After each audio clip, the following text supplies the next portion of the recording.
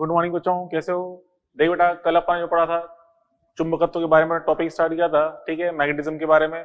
और आपको समझाया था अपन इस चैप्टर में क्षण चुंबक, कुंडली चुंबक, परमाणु चुंबक, पृथ्वी के चुंबकत्व, इन सभी के बारे में अपन डिटेल में पढ़ते हैं, ठीक है। बट उन डिटेल पढ़ने से पहले अपन ने यहाँ पे क्या देखा था बच्चों? कल तुलना की थी इलेक्ट्रोस्टैटिक और मैग्नेटोस्टैटिक की, ठीक है। जो इलेक्ट्रोस्टैटिक में जो विद्युत द्विध्रुव होता है, वैसे हम जानते हैं चुंबकीय क्षेत्र में भी एक चुंबक के भी द्विध्रुव होते हैं, एक तो साउथ पोल और एक नॉर्थ पोल। जैसे वहां पे प्लस क्यू माइनस क्यू थे, यहाँ पे नॉर्थ पोल साउथ पोल होते हैं, ठीक है। हमने तुलना करते हुए कई सारे पॉइंट्स अपन देखे थे, ठीक है। और फिर हमने उसके बेस कुछ क्वेश्चंस भी अपन ने सोल्व किए थे, ठीक है। अब बच्चों फिर वहां पे अपन एक पॉइंट देखा था, तो एक तरह से कोणीय स्यम वाला, कि जब भी कोई क्षण चुंबक या कोई जो एम वेक्टर है में से अगर चुंबकीय क्षेत्र में दोलन कर रहा है, तो उस दोलन का आवर्त काल का जो फॉर्मूला आता है t बराबर 2 पाई अंडर आई अपॉन एम बी, ठीक है, ये होता है। आज अपन इस पे एक दो क्वेश्चन देखते हैं, ठीक है। देखो बच्चों, यहाँ पे इसकी बात कर रहे हैं एग्जांपल्स ऑन t बराबर 2 pi root of I upon M B, ठीक है। इस पे बेस अपन कुछ क्वेश्चन अपन सोल्व कर रहे हैं, जहाँ पे आई क्या है? जड़ता गुण, मतलब इस प्रकार से एक चुंबक है, ठीक है, क्षण चुंबक, इसको बी वेक्टर में अपन लटका रखा है डोरी से, और उसको अपन दोलन करा रहे हैं, इस प्रकार दोलन कर रहा है इस अक्ष के सापेक्ष। यहाँ पे जड़ता गुण इसका आई है, तो फॉर्मूला था t बराबर 2 pi root of I upon M B. तो अगर इसकी दोलन आवृत्ति पूछ ले तो उसका व्युत्क्रम कर देंगे, हम जानते हैं t बराबर 1 अपॉन n, तो n का मान हम यहाँ से 1 अपॉन t से ज्ञात कर लेंगे दोलन आवृत्ति का मान, ठीक है। अब देखो यहाँ पे इसमें ये जो फॉर्मूला है, यहाँ पे अपन क्वेश्चन देख रहे हैं। पहला क्वेश्चन ये कि दो क्षण चुंबकों का द्रव्यमान व विमाएं समान है, पर द्रव्यमान, लंबाई, चौड़ाई वगैरह सब कुछ सेम है, एक ये चुंबक है और एक ये, परंतु इनके m1 और m2 अलग अलग है, मतलब चुंबकीय आघूर्ण वो अलग अलग है, एक का m1 वेक्टर एक का m2 वेक्टर, दोनों अलग अलग है। निम्न दो स्थितियों में आवर्तकाल TA व TB हो तो अनुपात m1 बटा m2 बताना है। मतलब दोनों चुंबकों, मतलब क्या है समझो, दोनों चुंबकों को समान दिशा के अनुसार जोड़ा गया है, मतलब m1 m2, और दोलन करा रहे हैं, तो निकाय का आवर्तकाल क्या है? TA। और अब दोनों को विपरीत दिशा में जोड़कर इस प्रकार से s के ऊपर n के ऊपर s रखकर, ठीक है, इस प्रकार दोलन करा रहे हैं, तो यहाँ पे आवर्तकाल कितना आ रहा है? TB आ रहा है, ठीक है। हमसे पूछा है कि यहाँ पे m1 बटा m2 का मान क्या होगा, ये हमें ज्ञात करना है। तो देखिए कैसे निकालेंगे बच्चों, अपन जानते हैं यहाँ पे आवर्तकाल का जो फॉर्मूला है, सॉल्यूशन समझे, ये t का जो फॉर्मूला अपन ने यहाँ पे t इज प्रोपोर्शनल टू क्या आएगा? 1 अपॉन रूट m। क्यों आएगा बच्चों रूट m? क्योंकि यहाँ पे हम देख रहे हैं एक तो आई समान है, क्योंकि जो जड़ता गुण इस निकाय का आएगा वही जड़ता गुण इस निकाय का आएगा, क्योंकि जड़ता गुण में इस पिंड को उठा के इधर कर दे तो उससे कोई फर्क नहीं पड़ता, ठीक है, दोनों पिंड हैं एक के ऊपर एक ही, ठीक है। तो इसलिए जड़ता गुण जितना उस निकाय का उतना ही इस निकाय का है, इसलिए आई तो सेम है। चुंबकीय क्षेत्र भी वहां पे भी है, यहाँ भी है, तो केवल m नेट की वैल्यू अलग अलग है। यहाँ पे m नेट क्या आएगा? m1 प्लस m2, यहाँ पे m नेट कितना आएगा? m1 माइनस m2, ठीक है। तो इसलिए m यहाँ पे अलग अलग है। तो ऐसा हम देखें तो यहाँ पे देखिए बेटा, इसका वर्ग कर दे, तो वर्ग करने पे हम देख रहे हैं m समानुपाती क्या बनेगा? 1 अपॉन टी स्क्वायर, m समानुपाती 1 अपॉन टी स्क्वायर के अनुसार आ जाएगा, ठीक है। अब यहाँ पे देखिए, पहले अपन देखें यहाँ पे फर्स्ट सिचुएशन में m नेट, ठीक है, m net upon m net A वाली condition upon m net B वाली कंडीशन का जो मान बनेगा क्या बनेगा? TB अपॉन TA का होल स्क्वायर के अनुसार लिख सकते हैं। चलो ऐसे लिखते हैं m net A upon m net B equal DB square upon TA square, क्योंकि व्युत्क्रमानुपाती आ रहा है। अब यहाँ पे देखें m नेट फर्स्ट सिचुएशन में m नेट कितना है? m1 plus m2, m1 plus m2, second situation में m1 माइनस m2, ठीक है, बराबर TB square upon TA square, ठीक है। अब यहाँ पे चलो लगा दें योगांतर अनुपात, मतलब योग व अंतर का अनुपात, जैसे LHS में लगाएं योग व प्लस अंतर करें, ठीक है, m1 प्लस m2, फिर योग कर रहा हूं मैं m1 माइनस m2 के साथ, मतलब अंश प्लस हर बटे में अंश माइनस हर, ये कर रहे हैं अपन, अंश प्लस हर माइनस में अंश माइनस हर, अंश प्लस हर बटा अंश माइनस हर, ये किया अपन ने। एज इट इज यहाँ भी कर दो, बराबर TB square plus TA square upon TB square minus TA square, ठीक है। तो बच्चों यहाँ पे देखिए m2 से m2 उड़ जाएगा, यहाँ पे m1 से m1 उड़ जाएगा, तो ऊपर क्या बचा? 2m1, नीचे क्या बचा? 2m2, तो 2 से 2 भी उड़ा दो, तो क्या जाएगा आंसर? m1 अपॉन m2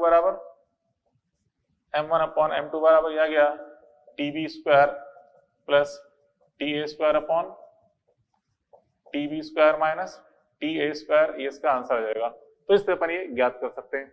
बात पहले पढ़ी, चलो अगला एग्जांपल अपन देखें। अगला एग्जांपल इस तरह से कि एक क्षण चुंबक की B1 वेक्टर में दोलन आवृत्ति n बराबर 10 हर्ट्ज है, ठीक है। अब यदि B1 की दिशा में B2 लगा दें तो आवृत्ति 14 हर्ट्ज हो जाती है।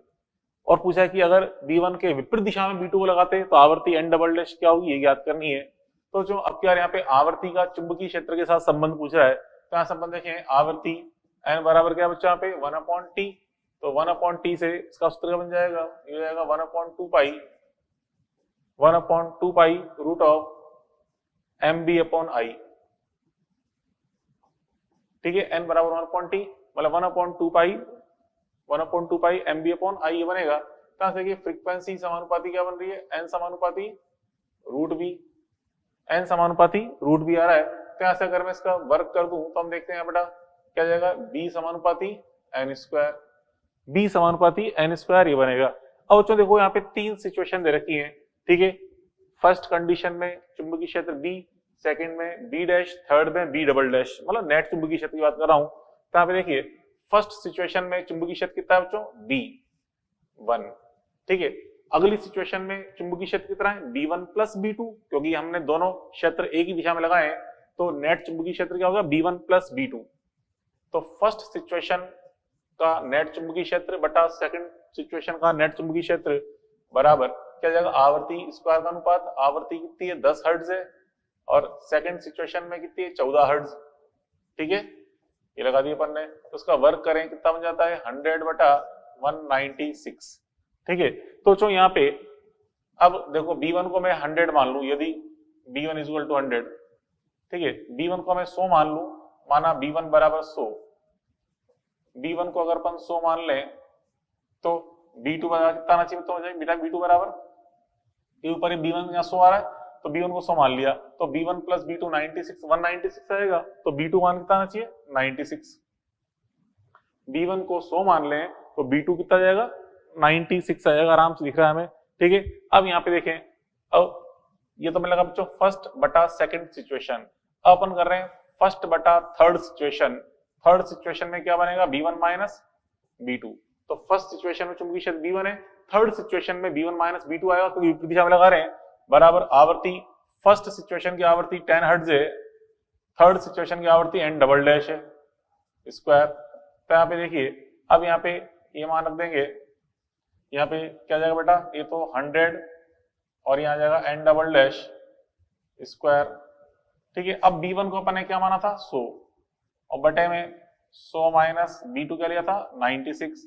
तो 100 से 100 काट दो तो क्या आ जाएगा, नीचे 4 आ जाएगा, और ये n डबल डैश स्क्वायर, तो n डबल डैश स्क्वायर का मान कितना है, 4 बटा, इसलिए n डबल डैश कितना आ जाएगा, 2 आ जाएगा, n डबल डैश का मान 2 हर्ट्ज, ये आ जाएगा रिजल्ट, ठीक है। तो इस प्रकार बच्चों अपन ने ये चुंबक के चुंबकीय क्षेत्र में दोलन पे आधारित अपन ने 2 क्वेश्चन सोल्व किए, ठीक है। तो 1-2 क्वेश्चन आपको चलो अभी और समझाऊंगा, उससे पहले यहाँ पे अपन थोड़ा सा देखते हैं क्षण चुंबक के बारे में, ठीक है। क्षण चुंबक की क्या क्या गुण है, छोटी बहुत चीज अपन देखते हैं। तो देखिए क्षण चुंबक, और देखो नेक्स्ट पॉइंट अपन समझे, यहाँ पे अपन क्षण चुंबक के बारे में देख रहे हैं अपन, क्षण चुंबक या दंड चुंबक, इसे क्षण चुंबक भी कहते हैं या दंड चुंबक कहते हैं, ठीक है। इस पे बच्चों देखो, इस प्रकार से ये चुंबक है, ये भौतिक लंबाई इसकी L, भौतिक लंबाई मतलब इस कोने से लेकर इस कोने तक की कुल लंबाई L है, इसे हम क्या बोलते हैं, भौतिक लंबाई L बोलते हैं, ठीक है। और बच्चों यहाँ पे देखिए जो S पोल और N पोल होते हैं ये थोड़े से अंदर होते हैं, ठीक है, ये पॉइंट ग्रुप में दिखा दिए। तो यहाँ से लेकर यहाँ तक की लंबाई है, इसे बोलते हैं प्रभावी लंबाई 2L, जो अभी तक अपन सूत्रों में काम में रखते 2L वो क्या थी, प्रभावी लंबाई मतलब S से N तक की लंबाई, ठीक है। तो यहाँ पे ये जो प्रभावी लंबाई है ये भौतिक लंबाई से थोड़ी सी कम होती है, क्योंकि हम देख रहे हैं S और N पोल किनारे से थोड़ा अंदर है, ठीक है। अब बच्चों ये कितनी होती है, देखिए प्रभावी लंबाई 2L का मान होता है लगभग 5/6L के बराबर, ठीक है। कुल लंबाई का लगभग 5/6 गुना होता है प्रभावी लंबाई, ठीक है। और यहाँ पे देखिए इसका जो अनुप्रस्थ काट है, जो छायांकित भाग है अनुप्रस्थ काट ये A है, ठीक है। और इसकी जो ध्रुव सामर्थ्य होती है -m+m लिख रहे हैं, ये इंपॉर्टेंट पॉइंट रखना, ध्रुव सामर्थ्य m समानुपाती का होता है A, मतलब जितना बड़ा क्रॉस सेक्शन एरिया होगा, मतलब जितना बड़ा अनुप्रस्थ काट होगा उसकी ध्रुव सामर्थ्य भी उतनी ज्यादा होती है। स्मॉल m समानुपाती क्या होता है बेटा, A होता है, ठीक है। और हम जानते हैं कैपिटल M बराबर क्या होता है, m×2L, ठीक है। इसका मात्रक देखें तो स्मॉल m का मात्रक एम्पियर इंटू मीटर, और ये मीटर तो एम्पियर इंटू मीटर स्क्वायर बन जाएगा, m का मात्रक एम्पियर इंटू मीटर स्क्वायर। अब बच्चों देखिए यहाँ पे इसमें ये S और ये N है, S पोल N पोल, ठीक है, S पोल N पोल। यहाँ बच्चों इसमें जो इसकी चुंबकीय बल रेखाएं हैं, किसी चुंबक की दंड चुंबक की बल रेखा होती है, दंड चुंबक की बल रेखा हमेशा S पोल से निकल के S पोल में एंटर करती है और हमेशा बंद लूप बनाती है। देखिए यहाँ से एन से स्टार्ट होकर इधर जा रही है, यहाँ अंदर जाके अंदर घूम के ऐसे आ रही है इस प्रकार से, एस से एन से बाहर निकल रही है और घूम के वापस एस में प्रवेश कर रही है इस प्रकार से, यहाँ भी चारों तरफ। तो हमेशा जो चुंबकीय बल रेखाएं हैं एस से स्टार्ट हो गए एन की तरफ जा रही है बाहर, और अंदर एस से घूम के वापस एन पे आ रही है, अंदर एस से घूम के वापस एन पे आ रही है, इस प्रकार से बंद लूप बना रही होती है चुंबकीय बल रेखाएं। ठीक है, अब बच्चों यहाँ पे इसमें देखिए किसी भी स्थान पर चुंबकीय बल रेखाओं में किसी भी स्थान पर अगर स्पर्शा खींची जाए तो स्पर्शा क्या बताती है, उस स्थान पर चुंबकीय क्षेत्र की दिशा को। जैसे कि यहाँ पे इस जगह मैंने खींची, स्पर्श रेखा इस दिशा में आएगी तो इस बिंदु पर चुंबकीय क्षेत्र इस दिशा में, अर्थात यहाँ पे अगर मैं कोई चुंबकीय सुई रखूं तो चुंबकीय सुई इस दिशा में इंगित करेगी। ऐसे ही यहाँ पे हम देखें इस जगह स्पर्शा खींचेंगे इधर की ओर आएगी, मतलब यहाँ चुंबकीय सुई रखें तो इस दिशा को इंगित करेगी, मतलब चुंबकीय क्षेत्र इस दिशा में आएगा यहाँ पे। ऐसे किसी भी स्थान पे हम स्पर्शा खींच के चुंबकीय बल रेखा की दिशा को अपन समझ सकते हैं। ठीक है, अब बच्चों ये तो हो गया क्षण चुंबक का बेसिक पॉइंट हो गया। अब देखें इसका अपन देखें cutting effect and bending effect, मतलब कि क्षण चुंबक को काट दिया जाए, लंबाई के लंबत काट दें या लंबाई के समांतर काट दें तो इसकी चुंबकीय आघूर्ण पे क्या फर्क पड़ता है, या इसको मोड़ दें चुंबक को तो क्या फर्क पड़ता है, वो चीज अपन देखने जा रहे हैं अपन। तो पहले अपन देख रहे हैं बच्चों कटिंग इफेक्ट। ठीक है, तो बच्चों देखो इस प्रकार दंड चुंबक की लंबाई 12, अनुप्रस्थ काट इसका ए है, ध्रुव सामर्थ्य m, तो इसका भी स्टार्टिंग में ध्रुव यहाँ पे चुंबकीय आघूर्ण कितना है, m बराबर m इंटू 12 है। ठीक है, अब तो यहाँ से इसको हम काट रहे हैं, दो तरह से काट सकते हैं, तो लंबाई के लंबत कटिंग मतलब यूं ऐसे, मतलब इस तरह से ये चुंबक है इसको बीच में से तोड़ दिया अपन ने। ठीक है, इसको यहाँ से तोड़ रहे हैं बीच में से। ठीक है, तो लंबाई की लंबत काट रहे हैं इसको यहाँ से बीच में से, तो लंबाई क्या हो जाएगी, आधी हो जाएगी। ये होगी हाफ ऑफ 12, ये भी हाफ ऑफ 12, पहले 12 थी, हाफ ऑफ 12 हाफ ऑफ 12। परंतु बच्चों इसका जो अनुप्रस्थ काट है वो ए है, अभी भी ए रहेगा, इसलिए स्मॉल एम था पॉल स्ट्रेंथ, अभी भी पॉल स्ट्रेंथ क्या स्मॉल एम रहेगी, क्योंकि एम जो है पॉल स्ट्रेंथ वो एरिया पे डिपेंड करती है, क्रॉस सेक्शन एरिया पे, अनुप्रस्थ काट पे कोई फर्क पड़ा नहीं, इसलिए स्मॉल एम भी वही रहेगा। ठीक है, आई बात समझ में। अब बच्चों यहाँ पे हम देखें इसका कैपिटल एम निकालें प्रत्येक भाग का, यहाँ देखें हियर एम ईच, प्रत्येक भाग का एम निकालें, एम ईच कैसे निकालेंगे, यहाँ पे निकालते हैं ध्रुव सामर्थ्य इंटू लंबाई करके, तो ध्रुव सामर्थ्य कितना है इसका स्मॉल एम, देखो स्मॉल एम ही है लेकिन लंबाई कितनी है, हाफ ऑफ 12 है। कैसे निकाला बच्चों, एम ईच अपन ने ध्रुव सामर्थ्य इंटू लंबाई करके, सो ध्रुव सामर्थ्य स्मॉल एम है, लंबाई हाफ ऑफ 12 है। अब देखिए स्मॉल एम इंटू 12, इसको हम रख दें कैपिटल एम, तो क्या जाएगा बटा 2 आ जाएगा, मतलब क्या जाएगा हाफ ऑफ कैपिटल एम। मतलब इस तरह से अपन कटिंग कर रहे हैं तो उसका ध्रुव सामर्थ्य तो वही रहा लेकिन चुंबकीय आघूर्ण का मान आधा हो गया। ठीक है, चलो अब देखें सेकंड बच्चों लंबाई के समांतर कटिंग। तो लंबाई के समांतर कटिंग ऐसे कर रहे हैं, बीच में से यहाँ से चीर रहे हैं इसको इस तरह से, यहाँ पे लंबाई के समांतर कटिंग कर रहे हैं, तो प्रत्येक भाग की लंबाई तो 12 रहेगी, ये भी 12 ये भी 12, परंतु अनुप्रस्थ काट यहाँ पे आधा हो गया है, a/2 इसलिए ध्रुव सामर्थ्य भी क्या हो जाएगी, आधी हो जाएगी, m/2 अब यहाँ निकालें प्रत्येक भाग का जो m निकालें, मतलब m ईच बराबर क्या बताया था कैसे निकालते हैं, ध्रुव सामर्थ्य इंटू लंबाई करके, तो ध्रुव सामर्थ्य m/2 है और लंबाई कितनी है 12। अब तो यहाँ भी देखो m इंटू 12 को कैपिटल एम रख दें तो क्या जाएगा, ये हाफ ऑफ कैपिटल एम। ठीक है, तो जो कटिंग चाहे ऐसे करें चाहे ऐसे, दोनों ही केस में चुंबकीय आघूर्ण तो क्या होता है, आधा हो जाता है, चाहे इसमें करें इसमें चाहे इसमें आधा हो रहा है, लेकिन ध्रुव सामर्थ्य इसमें तो वही है और इसमें ध्रुव सामर्थ्य आधी हो गई है।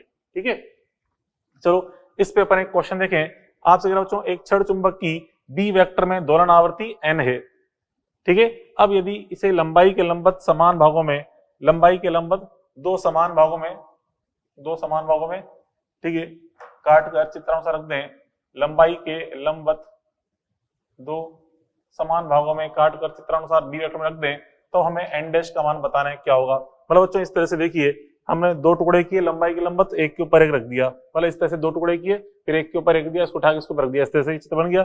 अब यहाँ पे हमें इसको हम दोलन करा रहे हैं बी वेक्टर में, तो अब यहाँ पे क्या प्रभाव पड़ेगा इसके आवर्ती पर, ये हम देखने जा रहे हैं। तो बच्चों देखिए यहाँ पे इसमें ये दो टुकड़े किए थे, प्रत्येक टुकड़े का मान क्या हो गया था, m/2। तो देखिए यहाँ पे हमने किस तरह से रखा है, एक के ऊपर एक, ऐसे रखा है कि s के ऊपर s है, n के ऊपर n, इसका भी m/2 इधर आएगा, इसका भी m/2 इधर, तो देखिए दोनों जुड़ जाएंगे, निकाय का m नेट कितना आएगा, m नेट का मान वापस m/2 प्लस m/2 कर दीजिए, क्या आ गया m, मतलब कैपिटल m पे तो कोई फर्क पड़ा ही नहीं, कैपिटल m पहले भी m था, दोनों को काट कर एक के ऊपर एक रख दिया तो भी m नेट का मान m ही आ रहा है। तो यहाँ पे हम देखें इस जगह, यहाँ बच्चों इसमें हियर m नेट का मान, m नेट का मान कितना, जो सिस्टम का m नेट है m/2 प्लस m/2 दोनों समान दिशा में है, इसलिए क्या आ जाएगा, m आ जाएगा। ठीक है, मतलब अपरिवर्तित। इसका मान तो अपरिवर्तित रहा, m का मान। ठीक है, अब बात करें बच्चों जड़त्व आघूर्ण की, तो यहाँ पे जड़त्व आघूर्ण जो होता है, जड़त्व आघूर्ण I, तो जो जड़त्व आघूर्ण जो I होता है हम जानते हैं ये समानुपाती होता है द्रव्यमान इंटू लंबाई स्क्वायर, द्रव्यमान इंटू लंबाई स्क्वायर के समानुपाती होता है, होता नहीं होता। अब बच्चों देखो, इसको अपन ने चुंबक को दो भागों में काटा, फिर एक के ऊपर एक रख दिया, तो कुल द्रव्यमान जितना पहले था उतना ही कुल द्रव्यमान अभी भी आ रहा है, क्योंकि पहले कुल द्रव्यमान इस तरह साबुत चुंबक के रूप में था, क्योंकि दो टुकड़े किए, एक के ऊपर एक रख दिया अपन ने, तो भी कुल द्रव्यमान उतना ही रहेगा, कि द्रव्यमान आधा आधा हो जाएगा, जुड़ जाएगा तो वापस वही हो गया। तो क्या मतलब है कि कुल द्रव्यमान जितना पहले था अभी भी उतना ही है, परंतु लंबाई आधी हो गई है, पहले कुल लंबाई 12 थी, अब लंबाई 12/2 हो गई है। ठीक है, लंबाई कितनी हो गई, जो हाफ ऑफ 12 हो गई है। तो क्या मतलब है कि द्रव्यमान तो अनइफेक्टेड है, लेकिन लंबाई चेंज हो रही है, इसलिए लंबाई स्क्वायर हो जाएगी, आई समानुपाती हो जाएगा लंबाई स्क्वायर। ठीक है, अब देखो यहाँ पे हम जानते हैं फ्रीक्वेंसी का सूत्र क्या होता है, n = 1/2 pi root of mb/I, ये अपन जानते हैं। आवर्ती वस्तु होता है n बराबर 1/2 पाई रूट ऑफ mb/I। यहाँ बच्चों 2 पाई कांस्टेंट है क्या नहीं है, mb कांस्टेंट है, b भी कांस्टेंट है, केवल I यहाँ पे चेंज हो रहा है। यहाँ पे समानुपाती क्या आएगा, 1/√I, होगा नहीं होगा, समानुपाती √I, क्योंकि m फिक्स है, हम देख रहे हैं m वही आ रहा है, m के बराबर m नेट, I का मान यहाँ पे, फिर b का मान भी वही है, b का मान भी चेंज नहीं किया, 2 पाई तो वैसे कांस्टेंट है, n समानुपाती 1/√I। √I भी अपन देख रहे हैं केवल लंबाई पे डिपेंड कर रहा है, तो क्या जाएगा लंबाई स्क्वायर, यहाँ से रूट हट जाएगा, तो समानुपाती क्या हो गया, 1/लंबाई, तो लंबाई। तो चलो देखो यहाँ पे n समानुपाती क्या है, 1/लंबाई, लंबाई यहाँ पे आधी हो गई है, इसलिए आवर्ती क्या हो जाएगी, दुगनी। ठीक है, तो यहाँ से हम देख रहे हैं यहाँ जो लंबाई है, लंबाई डैश जो है ये कितनी है, लंबाई/2, लंबाई डैश का मान लंबाई/2 हो गया है। ठीक है, तो इसलिए यहाँ पे जो n डैश है, n डैश का मान क्या जाएगा, 2n, फ्रीक्वेंसी आ जाएगी दुगनी हो जाएगी, आवर्ती का मान दुगना हो जाएगा, कि लंबाई आधी हो गई है इसलिए आवर्ती दुगनी हो जाएगी, ये चीज अपन निकाल ली। ठीक है, तो जो ये तो अपन ने पढ़ा कौन सा इफेक्ट, कटिंग इफेक्ट। अब देखें बेंडिंग इफेक्ट, मतलब किसी छड़ चुंबक को मोड़ दिया जाए तो अब यहाँ पे चुंबक की आघूर्ण पे क्या फर्क पड़ता है वो देखने जा रहे हैं। देखिए इस प्रकार बच्चों एक छड़ चुंबक है ये, ठीक है, जो कि सीधा छड़ चुंबक है, लंबाई 12 है, द्रव्यमान m बराबर m, सॉरी यहाँ पे जो चुंबकीय आघूर्ण है m × 12 होता है। ठीक है, अब देखें आफ्टर बेंडिंग, मतलब मोड़ने के पश्चात इसका जो m डैश है वो निकालेंगे स्मॉल m × 12 डैश करके, मतलब इसको मोड़ रहे हैं, कैसे मोड़ सकते हैं, ऐसे ही मोड़ सकते हैं, ऐसे ही मोड़ सकते हैं, किसी रूप में अगर मोड़े तो उस केस में अब इसका नया m डैश जो आएगा वो कैसे निकालेंगे, स्मॉल m × 12 डैश करके। स्मॉल m क्यों बच्चों, स्मॉल m को हमने स्मॉल m ही क्यों रखा, इसको स्मॉल m डैश क्यों लिखा, क्योंकि आप इसको मोड़ोगे तो इसका अनुप्रस्थ काट तो कोई फर्क पड़ेगा नहीं। ठीक है, मतलब जो इसकी मोटाई ये है वही मोटाई ये है, वही मोटाई ये है, मतलब अनुप्रस्थ काट तो कोई फर्क पड़ेगा नहीं, तो इसलिए स्मॉल m तो अनचेंज रहेगा, अपरिवर्तित। क्यों, क्योंकि ए अनचेंज है, ए पे कोई फर्क नहीं पड़ रहा, इसलिए एम भी, स्मॉल एम भी कोई फर्क नहीं पड़ेगा। हाँ, लंबाई 12 डैश चेंज हो जाएगी, इसलिए एम डैश चेंज हो रहा है यहाँ पे। तो कैपिटल एम डैश का मान चेंज क्यों है, क्योंकि लंबाई 12 डैश चेंज हो गई है। 12 डैश क्या चीज है, एस से एन तक की सीधी दूरी। क्या मतलब इस लाइन का, देखिए एग्जाम्पल देखते हैं। ये एक छड़ चुंबक है, इसको अपन ऐसे बेंड कर दिया और एक बार ऐसे बेंड कर दिया, दोनों ही केस में हम एम डैश का मान ज्ञात करने जा रहे हैं, क्या होगा। तो चलो देखो फर्स्ट वाले डायग्राम में देखें, यहाँ पे ये पूरी लंबाई कितनी थी 2l, तो यहाँ पे बीच में से मोड़ दिया, आधी लंबाई क्या होगी, एल हो गई, बीच में से लंबाई मोड़ दिया, एल लंबाई जाएगी। अब यहां से लेकर यहां तक जो टोटल दूरी है ये क्या है बच्चों, 2l डैश, एस से एन तक की सी दूरी 2l डैश है। हमारा उद्देश्य यही है, हमें ये निकालना है। पहले कैसे निकालेंगे, यहां मैंने अभिलंब डाला, ये आधा एंगल क्या होगा बच्चों, θ/2, ये भी आधा एंगल क्या होगा, θ/2। ठीक है, अब ये लंबाई एल है, इसका इधर घटक करेंगे कॉस आएगा, इसका इधर घटक करेंगे तो साइन घटक आएगा, मतलब ये लंबाई क्या आएगी, यहां से तक ये लंबाई होगी एल साइन θ/2, ये भी क्या जाएगी L sine θ/2, L sine θ/2, L sine θ/2। तो यहां सब देखें 2l डैश का मान क्या आ गया, इन दोनों के योग के बराबर, मतलब 2l साइन θ/2 जाएगा। हम देखें here 2l dash is equal to L sine θ/2 plus 2l sin theta by 2 कितना जाएगा बेटा, ये जाएगा 2l sin थीटा बाई 2। ठीक है, कितना गया 2l sin थीटा बाई 2, ये हो गया मान 2l sin थीटा बाई 2। ठीक है, अब यहाँ पे हमें निकालना है m डैश का मान। m डैश इक्वल टू क्या होता है, m dash equal to small m into 2l dash, means small m into 2l dash का मान होगा 2l sin थीटा बाई 2। अब देखिए m इंटू 12 को हम किससे रिप्लेस कर सकते हैं, कैपिटल M से, तो इसलिए बेटा m डैश का मान, ये आ गया आंसर। m डैश बराबर इसको रख दिया capital M sin theta by 2, ये आ जाएगा इसका m डैश का मान। मतलब हमने इसको त्रिभुज के रूप में मोड़ा था इस तरह से, बीच में से वहां से बीच में बेंड किया अपन थीटा एंगल पे, तो यहाँ पे m डैश का मान कितना जाएगा, m sin थीटा बाई 2 आ जाएगा। ठीक है, चलो अब देखें यहाँ पे अगला एग्जांपल, इसको हमने इस तरह से चाप के रूप में मोड़ा, आपकी बार चाप के रूप में मोड़ रहे हैं, यहाँ m डैश निकालना है। मतलब बच्चों ये जो लंबाई है, ये पूरी लंबाई, इसकी भौतिक लंबाई 2l है, इसको अपन इस प्रकार से मोड़ा है, ये लंबाई 2l दे रखी है। ठीक है, ये लंबाई 2l है। अब यहाँ से इसकी त्रिज्या मान लें थोड़ी देर के लिए r है, ये त्रिज्या r, ये त्रिज्या r है। ठीक है, ये त्रिज्या r है। अब यहाँ पे देखो s से n को मिलाया जाए तो ये जो सी दूरी आएगी इसको बताएगी 2l डैश को, ये 2l डैश होगी। अब यहाँ से इस पे सेंटर से इस पे अभिलंब डालें, केंद्र से अभिलंब डालें मैंने, ये अभिलंब, तो ये एंगल कितना आएगा थीटा बाई 2, ये भी एंगल कितना आएगा थीटा बाई 2। ठीक है, थीटा बाई 2, थीटा बाई 2। अब यहाँ पे आप देखिए इसके अंदर यहां से लेकर यहां तक की दूरी जो है, ये पहले हम इसकी बात कर रहे हैं, यहां से लेकर ये यहां तक की दूरी है, कितनी आएगी r। इस r का घटक करें, r का इधर घटक आता है r cos theta by 2, r का इधर घटक करेंगे तो r sin थीटा बाई 2। मतलब ये लंबाई आपको दिख रही है, ये कितनी होगी r sin थीटा बाई 2 होगी, नहीं होगी r sin थीटा बाई 2, मतलब साइन घटक हो गया r का। सेम टू सेम ऐसे ही ये नीचे जो r दिख रहा है, इधर घटक करेंगे तो r cos थीटा बाई 2, और r का ये घटक करेंगे तो r sin थीटा बाई 2, मतलब ये लंबाई भी क्या आएगी r sin theta by 2, r sin theta by 2 जाएगी। तो देखिए s से n तक ये टोटल डिस्टेंस है जिसे हम 2l डैश बोल रहे हैं, इस 2l डैश का मान कितना आ रहा है, कितना आ रहा है बच्चों, twice of r sin theta by 2 दिख ही रहा है हमें।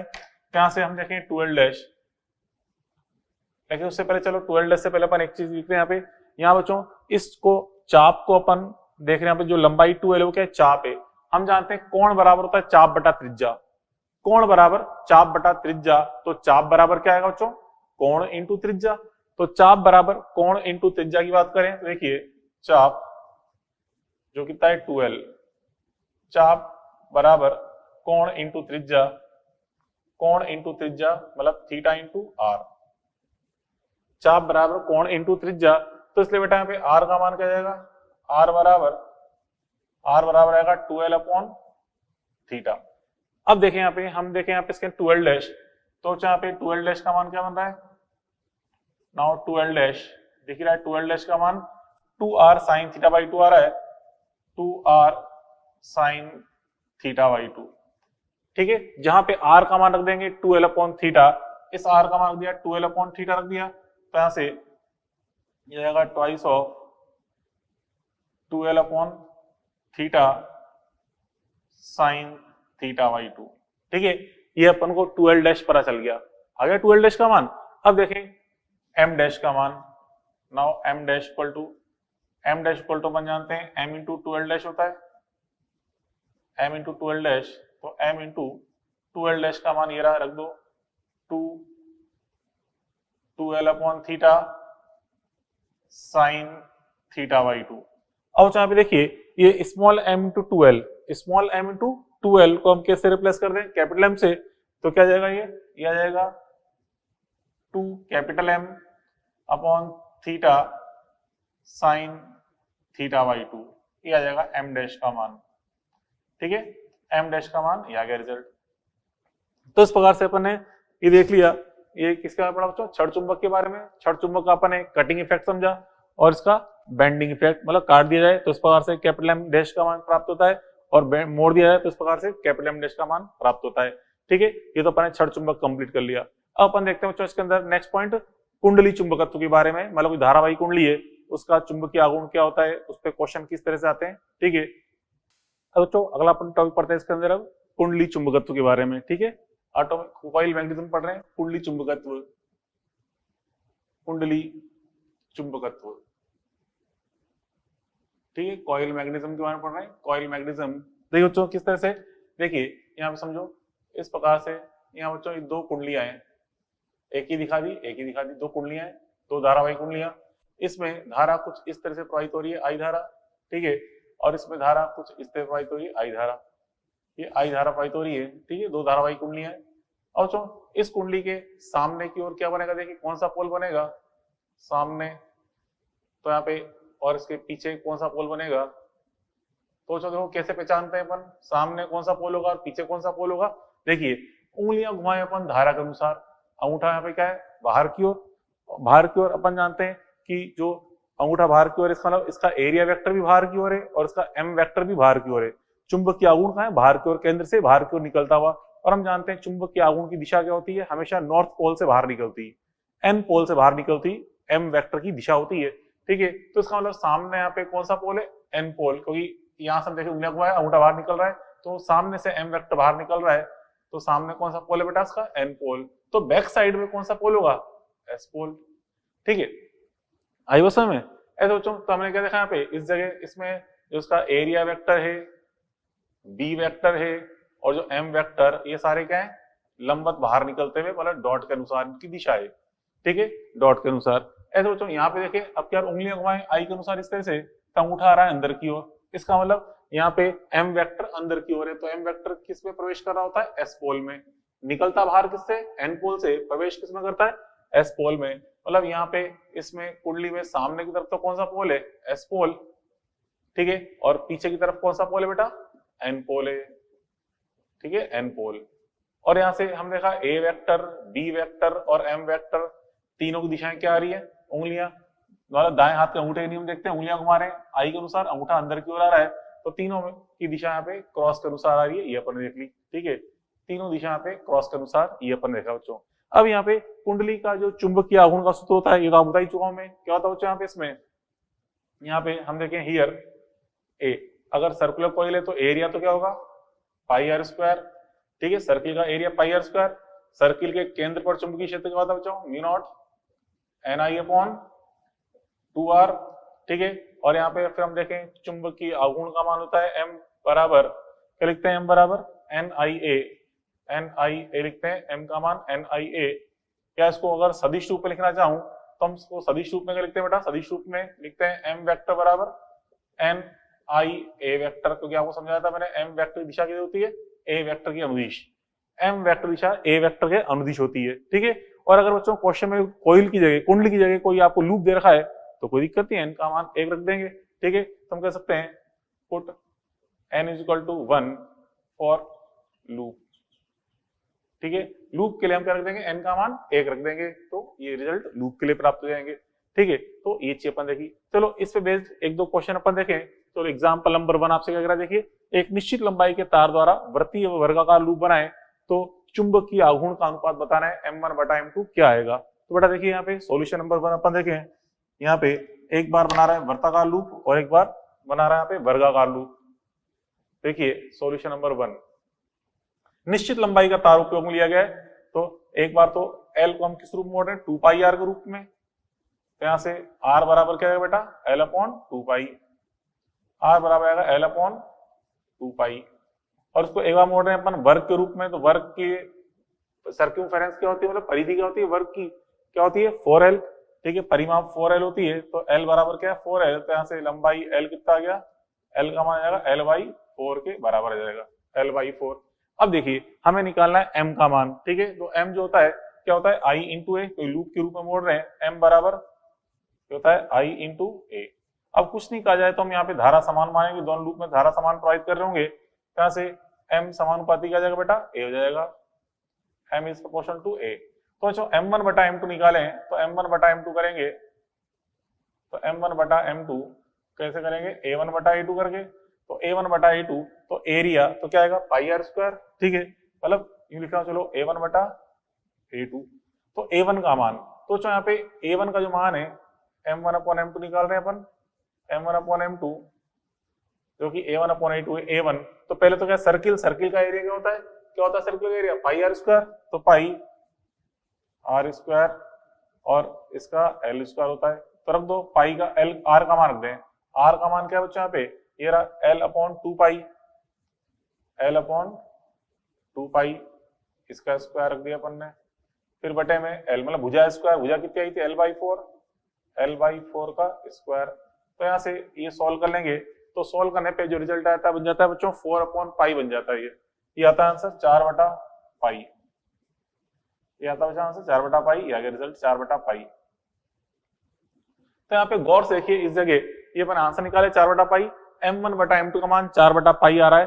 तो देखिए बच्चों पाई का मान आपको पता है कितना है 3.14, ऊपर 4 है नीचे 3.14, इसका मतलब बड़ा कौन हुआ m1, क्योंकि m1/m2 का मान 4/पाई है, मतलब 4/3.14 है, अतः m1 का मान m2 से बड़ा है। तो बच्चों यहाँ पे हम देखें एक नोट के रूप में समझें, एक नोट के रूप में देखें कि वृत्त का यहाँ पे m1 ज्यादा आ रहा है अन्य आकृति की तुलना में। तो देखिए नोट के रूप में देखा क्या है बेटा, m1 greater than m2, m1 greater than m2 आ रहा है, ठीक है, अतः m1 ग्रेटर देन m2 आया, अतः यदि बच्चों लंबाई सेम है, यदि L is equal to same, समान लंबाई का उपयोग किया जाए, तो उस केस में वृत्त का जो चुंबकीय आघूर्ण है वो सर्वाधिक आता है, ठीक है। तो वृत्तीय लूप का कैपिटल M बराबर सर्वाधिक, क्या कहते हैं मैक्सिमम, ठीक है, मैक्सिमम प्राप्त होता है, मैक्सिमम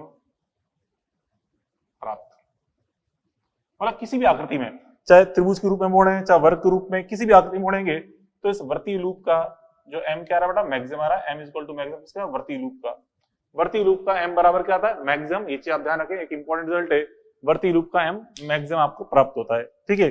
चलो उसका आगे देखें बच्चों, एक नेक्स्ट चीज अपन देखें यहाँ पे इसके अंदर, चलो एक और एग्जांपल, सॉल्यूशन नंबर सेकंड देखते हैं।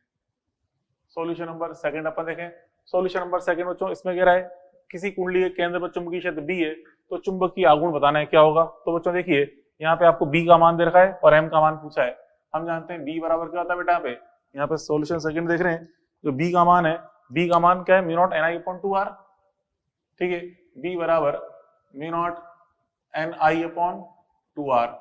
तो यहाँ से मैं अगर I का मान निकालूं, तो यहाँ से बेटा I का मान क्या जाएगा, देखिए यहाँ से I का मान निकालें तो I बराबर रहेगा 2BR/μ0N, ठीक है, B बराबर देख रहे हैं म्यू नॉट NI/2R है, तो I का मान आ गया 2BR/μ0N, ठीक है। अब देखें M, now M is equal to क्या होता है बेटा, M का फॉर्मूला, M बराबर अपन देखा M का मान होता है ये NIA, M बराबर होता है NIA, ये लगा रहा हूं सूत्र, M बराबर NIA, यहाँ पे रख दें किसका मान, I का मान, क्या है I का मान, 2BR/μ0N, ठीक है, एंड एरिया क्या होता है पाई आर स्क्वायर, सर्किल की बात कर रहे हैं, ठीक है। तो यहाँ से देखो N से तो N कट जाएगा, तो बस ये आ गया रिजल्ट, M बराबर क्या होगा बेटा 2πBR³/μ0, ठीक है, ये आ जाएगा रिजल्ट, इसका आंसर आ गया M बराबर 2πBR³/μ0, ये इसका आंसर आ जाएगा, क्लियर। चलो ये अपन देख लिया। अब बच्चों उसका फिर आगे चलो एक स्टार पॉइंट ग्रुप में अपन देखें, यहाँ पे स्टार पॉइंट, अगर मान लो बच्चों कोई तार लूप के रूप में है ही नहीं, एक सीधा तार है, लूप के रूप में ही नहीं, तो सीधे तार के द्वारा बंद लूप का एरिया कितना आएगा, 0 आएगा। मतलब बच्चों अगर अपन देखें इस तरह से, ये एक सीधा धारावाही तार है, इसके कारण अपन जानते हैं चुंबकीय क्षेत्र यहाँ पे इस तरह से होता है, इस प्रकार से। तो हम देखें सीधे धारावाही तार के लिए बंद लूप का एरिया, बंद लूप का जो क्षेत्रफल है कितना बनेगा बेटा, एरिया A बराबर 0, क्योंकि लूप तो बन ही रहा है यहाँ पे, इसलिए एरिया 0 है, अतः M बराबर क्या होगा यहाँ पे 0, अतः M बराबर 0, तो उसका M कितना होता है बच्चों 0। परंतु यहाँ पे परंतु यहाँ बच्चों चुंबकीय क्षेत्र का मान 0 नहीं होता। हम जानते हैं बच्चों एक अनंत लंबाई का तार है, मतलब काफी लंबा तार है, तो उसके कारण हम जानते हैं चुंबकीय क्षेत्र का फॉर्मूला क्या होता है μ0I/2πr, ठीक है, μ0I/2πr होता है। तो चुंबकीय क्षेत्र तो नॉन 0 है, लेकिन इसका चुंबकीय आघूर्ण क्या बनेगा 0, ये चीज अपन देखी, ठीक है। तो यहाँ तक बच्चों पढ़ लिया अपन ने कुंडली चुंबकत्व के बारे में, कुछ क्वेश्चन अपन ने कल सॉल्व कर लिए थे, ठीक है, कुछ क्वेश्चन अपन ने यहाँ पे देख लिए, ठीक है, कुंडली चुंबकत्व के बारे में, ठीक है। अब आगे देखिए बच्चों, और अपन इसके अंदर अब नेक्स्ट पॉइंट पढ़ते हैं परमाणु चुंबकत्व के बारे में, ठीक है। नेक्स्ट टॉपिक है एटॉमिक मैग्नेटिज्म, परमाणु चुंबकत्व। परमाणु चुंबकत्व यहां तक पढ़ लिया बच्चों, कुंडली चुंबकत्व, अब देख रहे हैं परमाणु चुंबकत्व।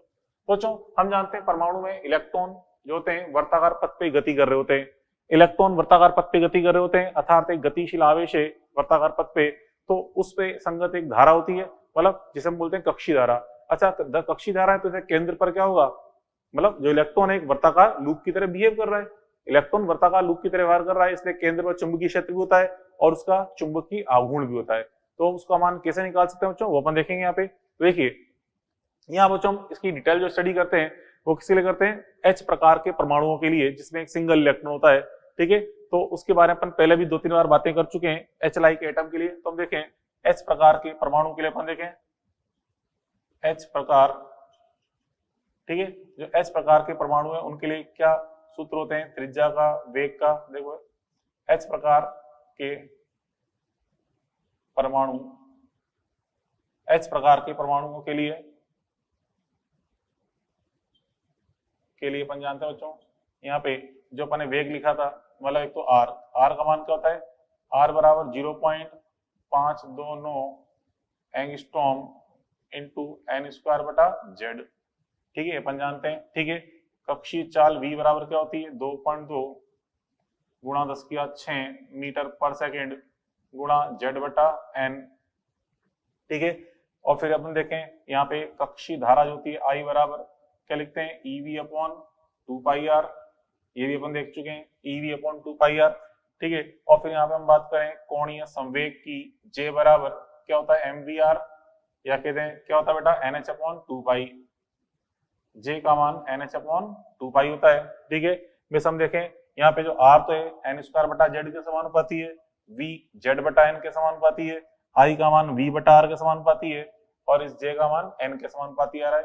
हम देखें इसलिए J समानुपाती क्या आ रहा है बेटा n, J का मान यहाँ पे n के समानुपाती आ रहा है, ठीक है। ये चीज अपन देखी, ये तो खैर अपन पहले से पता ही, चीज नई बात नहीं है। यहाँ तो हमें क्या निकालना है, m का मान। तो अभी आपको बताया मैंने कि यहाँ पे जो परमाणु है वो एक धारावाही लूप की तरह बिहेव कर रहा है, मतलब इस प्रकार देखिए परमाणु के अंदर जो इलेक्ट्रॉन चक्कर लगा रहा है, कुछ इस प्रकार चक्कर लगा रहा है, यहाँ पे ये इलेक्ट्रॉन है, पथ की त्रिज्या यहाँ पे r है, ये इलेक्ट्रॉन, ठीक है, यहाँ पे इस प्रकार से v चाल से गुणन गति कर रहा है, वर्ती पथ पे गति कर रहा है v चाल से, ठीक है। इस इलेक्ट्रॉन का मास यहाँ पे m है, मास यहाँ पे इसका m है इलेक्ट्रॉन का, ठीक है, ये वर्ताकार पथ पे गति कर रहा है। तो जो इसकी धारा अपन क्या मान सकते हैं, वेग के विपरीत दिशा में इस प्रकार से इसकी धारा मान सकते हैं, वेग के विपरीत दिशा में धारा मानी जा सकती है, ठीक है, क्योंकि नेगेटिव आवेश है ना, ये नेगेटिव आवेश में वेग के विपरीत दिशा में धारा मान सकते हैं। तो जो धारा इस प्रकार से मान रहे हैं तो इसका चुंबकीय आघूर्ण किधर होगा, उंगलियां घुमाइए आई के अनुसार, तो अंगूठा किधर आएगा, ऊपर की ओर। तो यहाँ पे अंगूठा आ रहा है इस दिशा में आ रहा है, ये इस दिशा में, तो इसका m वेक्टर कहाँ है, इस दिशा में इसका m वेक्टर है, ठीक है। और इस m का मान क्या होगा, m का मान क्या होगा बच्चों, इसमें यहाँ पे अपन देखें m बराबर कैसे निकाल लेंगे, यहाँ पे हम देखते हैं ये एक धारावाही लूप की तरह बिहेव कर रहा है, तो हम पूछते हैं इसको कि यहाँ पे ये इलेक्ट्रॉन, ठीक है, यहाँ इलेक्ट्रॉन धारावाही लूप की तरह, धारावाही लूप की तरह व्यवहार करता है, ठीक है। इसलिए बच्चों यहाँ पे इसका m निकालें तो लूप के लिए क्या होता है, m बराबर i इंटू ए, क्योंकि हम देखते हैं m बराबर NIA होता है, तो इसलिए बेटा m बराबर क्या हो जाएगा, i इंटू ए। तो इसलिए चुंबकीय आघूर्ण क्या हो जाएगा, m बराबर i इंटू ए हो जाएगा, इसका चुंबकीय आघूर्ण i इंटू ए। अब यहाँ पे i का मान रख दें, i का मान देखा अपन ने EV अपॉन 2πr है कि नहीं है, ये EV अपॉन 2πr, यहाँ लिखा अपन ने i का मान EV अपॉन 2πr, और एरिया तो कितना है πr स्क्वायर, कहाँ से एक r से एक r काट दो तो कितना गया, m बराबर यह गया m का मान EV, पाई से पाई भी कट जाएगा, पाई से पाई कट जाएगा तो जाएगा EVR बाई 2, m का मान आ गया EVR बाई 2, ये अपन देख लिया m का रिजल्ट आ गया, ठीक है। इसको बेटा हम सदिश के रूप में लिखें तो सदिश के रूप में अपन क्या लिखते हैं, ये भी आपको पहले लिखा चुका एक बार में, ठीक है। कल लिखा था अपन ने m वेक्टर बराबर क्या जाएगा E V vector cross R vector बटा 2, ये आता है m का मान, m बराबर E V vector cross R vector बटा 2। ठीक है, अब बच्चों देखो यहाँ से एक और चीज देखें, यहाँ से m बराबर क्या है, ई वी आर बटा 2 आ रहा है। अगर मैं इसमें ऊपर नीचे m से गुणा कर दूं, ये लो m क्या द्रव्यमान से ऊपर से गुणा कर देंगे तो क्या फायदा मिलेगा आपको, ये हो जाएगा देखिए एम वी आर, ऊपर एम वी आर है ना, इस एम वी आर को हम क्या लिखते हैं, कोणीय संवेग जे, जे बराबर एम वी आर होता है तो उसको जे लिखते हैं। तो एम बराबर क्या जाएगा, ये हो जाएगा ई जे अपॉन नीचे बचेगा 2m, m बराबर क्या बेटा ई जे अपॉन 2m, इस रूप में इसको अपन लिख सकते हैं। तो देखिए E और m तो क्या है कांस्टेंट, क्योंकि E इलेक्ट्रॉन पे आवेश है, m यहाँ पे इलेक्ट्रॉन का द्रव्यमान है। तो यहाँ से देखें E समानुपाती क्या आ रहा है, m समानुपाती क्या आ रहा है J, और J समानुपाती क्या लिखा रहा अपन ने n। मतलब क्या मतलब है कि ये इनके मान किस पे डिपेंड नहीं कर रहे, इनके मान डिपेंड किस पर नहीं कर रहे बेटा, Z पर। ठीक है, अतः Z पर निर्भर नहीं, Z पर निर्भर नहीं कर रहा। ठीक है, मतलब m और J दोनों के मान ही केवल n पे डिपेंड करते हैं, Z पर निर्भर नहीं करते। Z मतलब जो उसका परमाणु क्रमांक है उस पर डिपेंड नहीं करते, ये अपन देख लिया। अब बच्चों यहाँ पे ये सारी बातें अपन किसके लिखी, H प्रकार के परमाणु के लिए ये मान लिख दिए। लेकिन मान लो अगर H प्रकार का परमाणु नहीं है, ठीक है, मतलब उसमें कई सारे इलेक्ट्रॉन्स हैं, ठीक है, तो H प्रकार का परमाणु नहीं है तो H प्रकार का परमाणु नहीं है, अर्थात नहीं है तो अर्थात कई इलेक्ट्रॉन्स उपस्थित हैं, मतलब गतिशील हैं, कई इलेक्ट्रॉन्स उपस्थित हैं, तो उस केस में बच्चों फिर हम यहाँ पे देखें तो उसके लिए क्या होगा, यहाँ समझे, अगर बच्चों इलेक्ट्रॉन सम संख्या में, यदि इलेक्ट्रॉन संख्या इज इक्वल टू सम है, तो जो इलेक्ट्रॉन संख्या अगर सम है, जैसे मान लो 10 इलेक्ट्रॉन है परमाणु में, तो 10 में से जो 10 इलेक्ट्रॉन है बच्चों पेयर ग्रुप में होते हैं, 5 क्लॉक, मतलब एक क्लॉकवाइज, उसके विपरीत एंटी क्लॉकवाइज, फिर एक क्लॉकवाइज एंटी क्लॉकवाइज, इस प्रकार से पेयर ग्रुप में होते हैं, जोड़े ग्रुप में होते हैं। तो मतलब 5 तो घूम रहे होंगे क्लॉकवाइज, तो 5 एंटी क्लॉकवाइज, वो दोनों एक दूसरे के एम को कैंसिल कर देंगे, तो एम का मान क्या आएगा 0। तो परमाणु का एम नेट कितना होता है बच्चों, एम नेट इक्वल टू क्या होता है 0। परमाणु का जो एम नेट है, एम नेट क्या आएगा बेटा 0 होगा।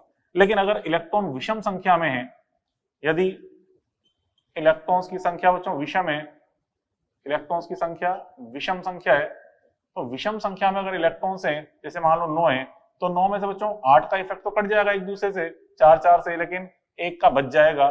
तो परमाणु का जो एम नेट है, एम नेट क्या आएगा बेटा नॉन जीरो आएगा, परमाणु का एम नेट नॉन जीरो आएगा। तो वो परमाणु जो जिसमें इलेक्ट्रॉन सम संख्या में होते हैं उसका तो एम जीरो होता है एम नेट, परंतु जिस परमाणु में इलेक्ट्रॉन विषम संख्या में उसका नॉन जीरो होता है। ठीक है, ये चीज अपन देख ली। अब यहाँ पे लास्ट एक स्टार पॉइंट ग्रुप में अपन समझे बच्चों, देखिए यहाँ पे जैसे कि अगर अपन मान लो, या तो देखो अपन एक इलेक्ट्रॉन एक आवेश चक्कर लगा रहा था, इस प्रकार से वृत्ताकार पथ पे चक्कर लगा रहा था, ठीक है, आवेश E, तो उसके लिए m बराबर क्या था EJ अपॉन 2m। लेकिन बच्चों अगर मान लो कोई, ये तो इलेक्ट्रॉन था, कोई आवेश चक्कर लगा रहा हो, यदि आवेश Q घूर्णन गति कर रहा हो, तो घूर्णन गति करे तो घूर्णन गति करे तो यहाँ पे m का मान क्या आएगा बच्चों, m बराबर ये EJ अपॉन 2m लिखा ना, EJ Q लिख दो बस, कुछ नहीं करना, QJ अपॉन 2m। ठीक है, आवेश E की जगह Q घूर्णन गति कर रहा है, QJ अपॉन 2m कर देंगे। और जो J क्या यहाँ पे कोणीय संवेग, जिसे हम लिखते हैं I इंटू ओमेगा। ठीक है, इसको लिख दिया I बार इंटू ओमेगा। आप पढ़ते हैं रोटेशन मोशन में J बराबर क्या होता है I ओमेगा, जहाँ पे I क्या है जड़ता गुण, और ओमेगा क्या बच्चों इसकी घूर्णन आवृत्ति है जिससे घूम रहा है। जैसे कि एग्जाम्पल नंबर 3 में देखिए, सोल्यूशन नंबर 3 अपन देखें, यहाँ बच्चों इसमें ये चक्ति घूम रही है, चक्ति घूर्णन कर रही है, ठीक है, ओमेगा कोणीय चाल से इसका m बताना है क्या है। तो आपको पता है चक्ति का जड़ता गुण क्या होता है बच्चों, हियर I बार बराबर, चक्ति का जड़ता गुण होता है मास इंटू त्रिज्या स्क्वायर बटा 2। चक्ति का स्वयं की अक्ष के सापेक्ष जड़ता गुण ये होता है। इसलिए यहाँ बच्चों अगर मैं इस सूत्र का उपयोग करूं, ये वाले सूत्र का, इसमें रख देंगे यहाँ पे Q तो ही सही आवेश, चक्ति का I ये रख दिया अपने m r स्क्वायर बटा 2 इंटू ओमेगा बटे में 2m। तो से m से m कट गया, कितना गया ये Q r स्क्वायर ओमेगा बटा 2, ये तो इसका आंसर आ जाएगा। ये लो चक्ति का जो चुंबकीय आघूर्ण है, मतलब कोई आवेश घूर्णन गति कर रहा है चक्ति के रूप में, तो यहाँ पे इसका m वेक्टर जो है चुंबकीय आघूर्ण, ये आ गया Q r स्क्वायर ओमेगा बटा 4 हो जाएगा, 2 नहीं 4। ये दो दो दो 4 हो जाएगा ये।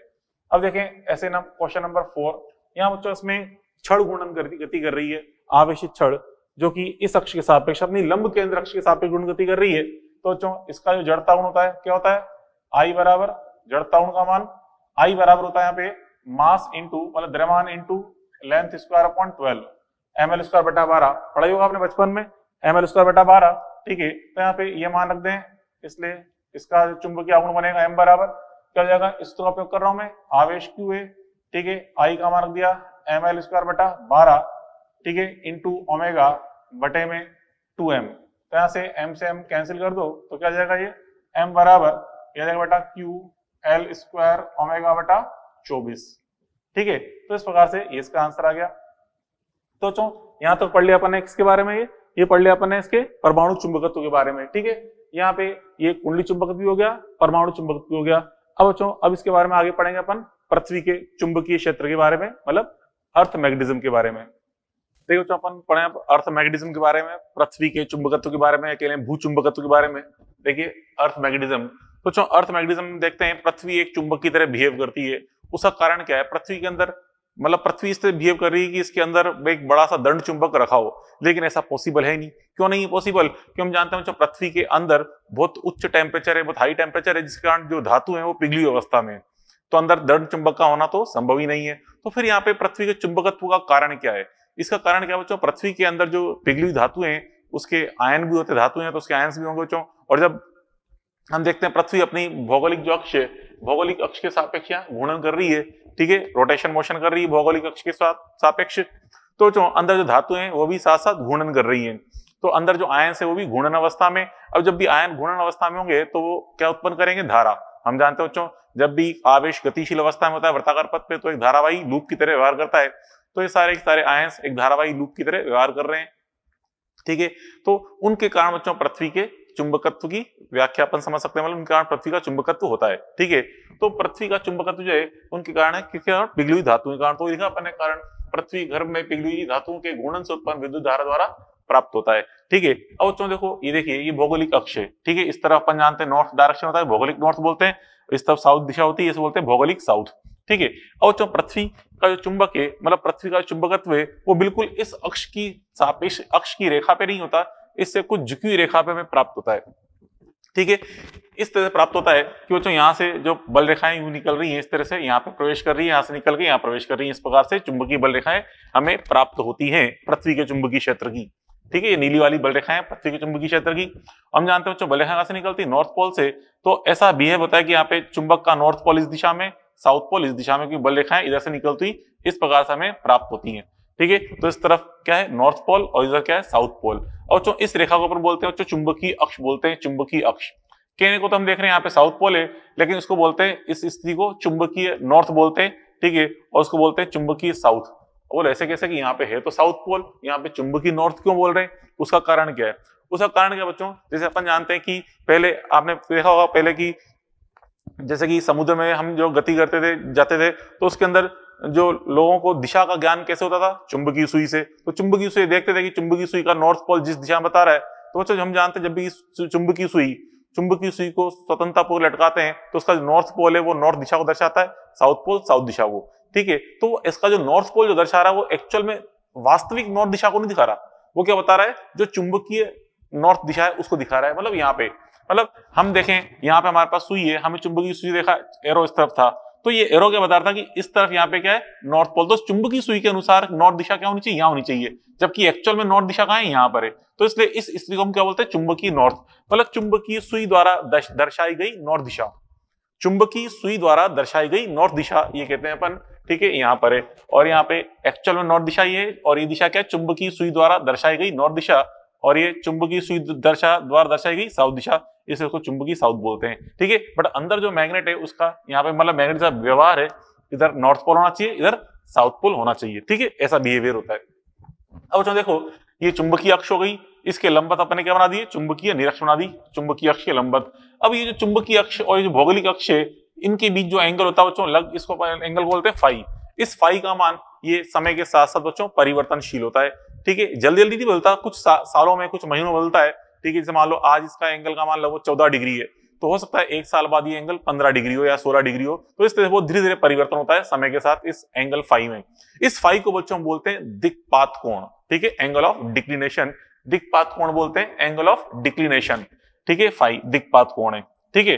अब यहाँ पे देखिए ये जो चुंबकीय बल रेखाएं दिखा रखी हैं, हम जानते हैं जब भी चुंबकीय बल रेखाओं पर हम स्पर्शा खींचे तो स्पर्श रेखा क्या बताएगी, वहां पे चुंबकीय क्षेत्र की दिशा को। तो बच्चों यहाँ पे अपन ने इस बिंदु पे मैंने खींची चुंबकीय स्पर्श रेखा, वो इधर की ओर दिखा रही है, यहाँ पे खींची इस तरह से, यहाँ पे चुंबकीय स्पर्श रेखा इस तरह से आ रही है चुंबकीय क्षेत्र की दिशा। तो चलो पहले यहाँ पर देखें, यहाँ बच्चों एक व्यक्ति खड़ा है पृथ्वी की सतह पे, उसने अपने हाथों को यूं कर रखा है। तो हाथों को यूं करने पे बच्चों इसके हाथों के समांतर जो दिशा है वो क्या कहलाएगी, क्षैतिज दिशा। अपन जानते हैं अपन हाथ को यूं कर दें तो हाथों के समांतर दिशा क्या होती है, क्षैतिज दिशा होती है। मतलब पृथ्वी की सतह के समांतर दिशा है वो क्षैतिज दिशा होती है। तो यहाँ पे देखिए पृथ्वी का चुंबकीय क्षेत्र भी इसके हाथों के समांतर है, मतलब बिल्कुल पृथ्वी की सतह के समांतर है, अर्थात चुंबकीय क्षेत्र जो है पृथ्वी का वो सतह के समांतर या कहते हैं पूर्णतः क्षैतिज दिशा में है।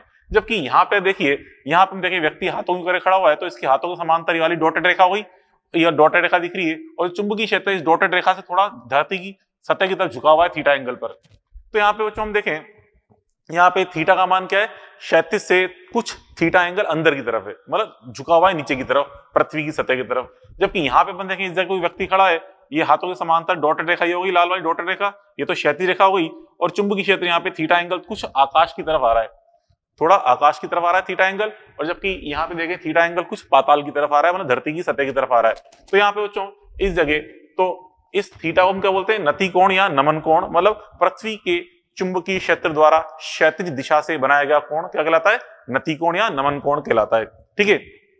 ये अपने को पहले इसका कारण लिख दिया, धातु गर्भधातु पहली अवस्था है धारा प्राप्त होती है। फिर देखिए अब जो अपने भौगोलिक अक्ष बनाई, ये भौगोलिक अक्ष है, इस भौगोलिक अक्ष से गुजरने वाला प्रत्येक तल, मतलब प्रत्येक तल जो इस रेखा से गुजर रहा है, भौगोलिक अक्ष से गुजर रहा है, उसे हम बोलते हैं भौगोलिक याम्योत्तर। भौगोलिक याम्योत्तर ऐसे बच्चों यहाँ पे जो चुंबकीय अक्ष है, चुंबकीय अक्ष से गुजरने वाला प्रत्येक तल क्या कहलाता है, चुंबकीय याम्योत्तर कहलाता है। अब ये चुंबकीय याम्योत्तर भौगोलिक याम्योत्तर है क्या चीज, इसको हम थोड़ा सा प्रैक्टिकली समझना चाहें, ठीक है, तो हम ये समझ सकते हैं जैसे कि कोई भी ऊर्ध्वाधर दीवार, ऊर्ध्वाधर दीवार जिसके एक किनारे पर नॉर्थ दिशा हो और एक किनारे पर साउथ दिशा हो, एक किनारे पर नॉर्थ दिशा एक किनारे पर साउथ दिशा हो, उसे हम क्या बोलते हैं, भौगोलिक याम्योत्तर बोलते हैं। जैसे कि मान लो बच्चों ये बोर्ड है, ये बोर्ड है, इसके इस किनारे पर तो मान लो नॉर्थ दिशा है, इस किनारे पर मान लो साउथ दिशा है, ठीक है। तो उस केस में फिर अब इस बोर्ड को अपन क्या बोलेंगे, इस तल को हम क्या बोलेंगे बच्चों, भौगोलिक याम्योत्तर बोलेंगे, ठीक है। ऐसे बच्चों चुंबकीय याम्योत्तर क्या है, इस चुंबकीय याम्योत्तर इसी बोर्ड जैसे यूं समझे, चलो डायग्राम देखो, ये बोर्ड है, ये बोर्ड यहाँ पे बच्चों इस तरफ इसके एन दिशा है, मान लो इस तरफ एस दिशा है, तो इस तल को हम क्या बोलेंगे, भौगोलिक याम्योत्तर। अब बच्चों इसी भौगोलिक याम्योत्तर से थीटा एंगल पे एक अन्य ऊर्ध्वाधर दीवार है, ये भी ऊर्ध्वाधर दीवार है, ये भी, ये फाई एंगल पे एक अन्य ऊर्ध्वाधर दीवार है, ठीक है, उसे हम क्या बोलेंगे, चुंबकीय याम्योत्तर। क्योंकि इन दोनों के बीच जो कोण है, हम देख रहे हैं भौगोलिक अक्ष और चुंबकीय अक्ष के बीच जो कोण है वो फाई है, ऐसे ही भौगोलिक याम्योत्तर और चुंबकीय याम्योत्तर के बीच में जो एंगल होगा वो भी क्या होगा, फाई होगा, ठीक है। तो यहाँ पे फाई एंगल क्या है बच्चों, दिक्पात कोण, ये दोनों ऊर्ध्वाधर तल दिखा दिए अपन ने, ठीक है। तो देखिए भौगोलिक अक्ष से गुजरना प्रत्येक तल भौगोलिक याम्योत्तर कहलाता है। प्रत्येक ऊर्ध्वाधर दीवार जिसका एक किनारा एन दिशा में और दूसरा किनारा साउथ दिशा में हो, वो क्या होगा, भौगोलिक याम्योत्तर दिखा दिया। ये भौगोलिक याम्योत्तर है, एक किनारे पे नॉर्थ दिशा है, एक किनारे पे साउथ दिशा है, ठीक है। अब तो फिर आगे चुंबकीय याम्योत्तर, चुंबकीय अक्ष से गुजरने वाला प्रत्येक तल चुंबकीय याम्योत्तर कहलाता है, ठीक है। भौगोलिक याम्योत्तर वाली दीवार से फाई कोण पर अन्य ऊर्ध्वाधर दीवार, ये भौगोलिक याम्योत्तर से फाई कोण पे एक अन्य ऊर्ध्वाधर दीवार है, ये क्या होगी, चुंबकीय याम्योत्तर होगी, ठीक है। और जो भौगोलिक व चुंबकीय याम्योत्तर के मध्य कोण फाई को हम क्या बोलते हैं, दिक्पात कोण कहते हैं, समझा दिया आपको। अब देखिए पृथ्वी के बी वेक्टर द्वारा क्षैतिज से बनाए गए कोण थीटा को नति कोण या नमन कोण कहते हैं। तो जो हमें क्या बताया ना कि क्षैतिज से बनाया गया कोण नमन कोण या नति कोण कहलाता है, ठीक है। अब देखिए जो यहाँ पे इसमें जैसे अपन ने ये स्थिति देखी थी, कहाँ पे थी, चुंबकीय निरक्ष पर। तो चुंबकीय निरक्ष पे जो बी वेक्टर था बिल्कुल क्षैतिज दिशा में था, अर्थात पृथ्वी की क्षैतिज दिशा से कितना एंगल बना रहा था, 0 डिग्री। तो लिखा है अपन यहाँ पे चुंबकीय निरक्ष पर थीटा कितना होता है, 0 डिग्री प्राप्त होता है। जबकि चुंबकीय ध्रुवों पर खेलें या चुंबकीय अक्ष पर, चुंबकीय अक्ष यहाँ पे ये चुंबकीय ध्रुव, ये बिंदु भी क्या हो, चुंबकीय ध्रुव। यहाँ पे देखें ये रेखा बिल्कुल वर्टिकल आ रही है, तो यहाँ बच्चों इस स्थान पे ये चुंबकीय क्षेत्र बिल्कुल क्या होगा, पृथ्वी की सतह के लंबवत अंदर की ओर, मतलब सतह के लंबवत अंदर की ओर है, अर्थात क्षैतिज से कितना एंगल बना रहा है, 90 डिग्री। यहाँ देखिए यहाँ बच्चों ये पोल है, ध्रुव है, चुंबकीय ध्रुव, यहाँ पे ये लाइन यहाँ से लंबवत बाहर निकल रही है, आकाश की तरफ निकल रही है, ठीक है। तो यहाँ पे हम देख रहे हैं कि बी वेक्टर जो है वो 36 से 90 डिग्री एंगल बना रहा है। तो चुंबकीय ध्रुवों पर थीटा कितना आ रहा है, 90 डिग्री, ठीक है, वो लिखा अपन ने।